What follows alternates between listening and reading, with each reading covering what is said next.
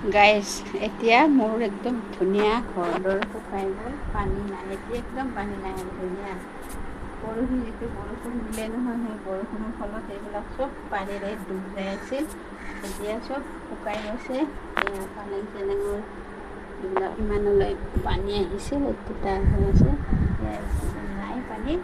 ধুনীয়া ঘৰটো ধুনীয়াকৈ শুকাই গৈছে, কোনো এটা ৰুমতে পানী নাই, ধুনীয়া আৰু শুকাই আছে ধুনীয়াকৈ।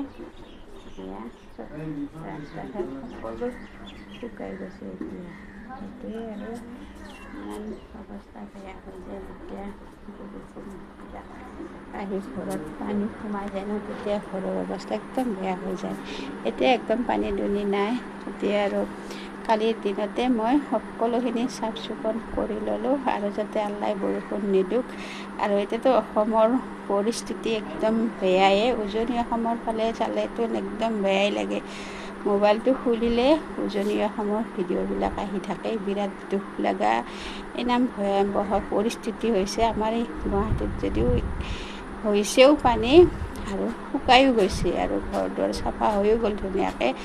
আৰু তাৰে মানুহখিনি, উজনি অসমৰ মানুহখিনি এনেকুৱা হাহাকাৰ হৈছে, না খোৱা পানী আছে না খাবৰ কিবা আছে। চৰকাৰেতো সেনেকৈ কোনো এটা সহায় কৰাই নাই। কিবা বস্তু দিয়ে হেলিকপ্টাৰেৰে দিছে, দেখিছোঁ ভিডিঅ'বিলাকত হেলিকপ্টাৰেৰে আৰু সেনেকৈ বস্তু দিলে হ'ল নে আৰু। ইমান দুখ লগা পৰিস্থিতি হৈ আছে, কোনোবাই যদি পাৰে সহায় কৰক, সকলোৱে মিলি পেলাই মানুহে মানুহৰ বাবে আৰু হাতবিলাক আগবঢ়াই দিয়ক আৰু আপোনালোকে সহায় কৰক, যিমান পাৰে সিমানখিনি মানুহখিনিক সহায় কৰক। মোৰ নিজৰে এনেকুৱা অৱস্থা, যিটো পৰিস্থিতি, যাৰ মানে ঘৰত পানী সোমাই সিহঁতেহে জানে কেনেকুৱা দুখ লগা, কেনেকুৱা পৰিস্থিতি হৈ যায়। কাৰণ মই নিজে অনুভৱ কৰিছোঁ, মোৰ যিটো পানী সোমাই কিনে যিটো অৱস্থা হৈছিল, দুখ লগা পৰিস্থিতি হৈছিল। এতিয়াও মোৰ বিচনাত সেইবিলাক কাপোৰ আছে, এতিয়াও মই হেড বক্সত মানে এতিয়াও কাপোৰ, গডৰেজত কাপোৰ এতিয়াও সোমোৱা নাই, কাৰণ কোন মুহূৰ্তত বৰষুণ আহি যায় কোনো ঠিক নাই। আল্লাই জানে এইখিনিতে শান্ত কৰি দিয়ে আকৌ, আৰু সকলোকে যাতে শান্তিত ৰাখে।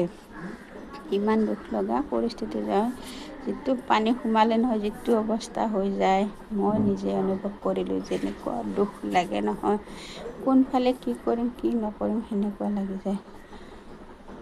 সেয়া আল্লাই যাতে আৰু বৰষুণ নিদিয়ক আৰু কাৰো যাতে এনেকুৱা অৱস্থা নহওক।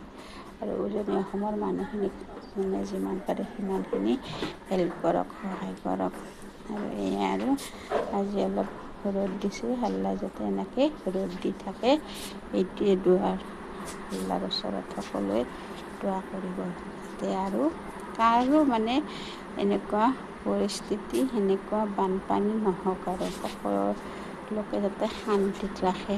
আৰু আল্লাই বৰষুণ নিদিওক, এইকেইদিন একদম বৰষুণ নিদিওক, মানুহৰ ঘৰ দুৱাৰ, উজনি অসমৰ মানুহৰ ঘৰ দুৱাৰ সকলোখিনি যাতে শুকাই যায় আৰু আপোনালোকে দোৱা কৰিব আৰু।